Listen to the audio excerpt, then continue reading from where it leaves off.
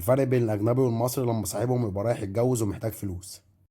انا مش عارف اعمل ايه، ناقص لي 5 ايام على الفرح بتاعي. نو ماني، مش معايا فلوس خالص، مش عارف اتصرف ازاي.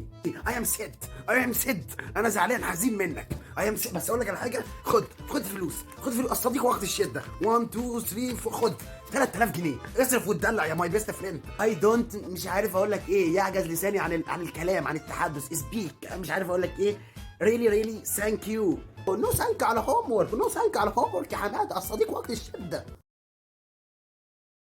ايوه بقى، البخوت كلها 6 ايام وتتجوز. يلا حماده، يلا نفرح بيك، يلا اخيرا، يلا يا جدع ادعي لنا بس ربنا يعديها على خير. ده الواحد بقى على الحديده والله. يا جدع قول، يا جدع محتاج حاجه؟ حماده عيب عليك، لو محتاج حاجه قول، اخوك في ظهرك سداد. حماده محتاج فلوس والله، يعني هي الدنيا بقت على الحديده، بس يعني انا شايلك للتقيله. يا جدع ريحنا، انا عارف ان ده وقت زنقه، ده زنقتك، الصديق وقت الشده محتاج فلوس يا حماده. والله انا مش عارف اقول لك ايه، بس ما دام اصريت فانا الصراحه محتاج 500 جنيه، وان شاء الله بعد الفرح على طول هديهم لك. حاسس بيك يا جدع والله. ارفع ايدك يا حماده كده لربنا وقول يا رب يبعت، وربنا هيبعت، وان شاء الله هتعدي ان شاء الله. قول يا رب، قول يا رب، وربنا هيبعت، وان شاء الله خير يا حماده، ما تيأس من رحمه ربنا.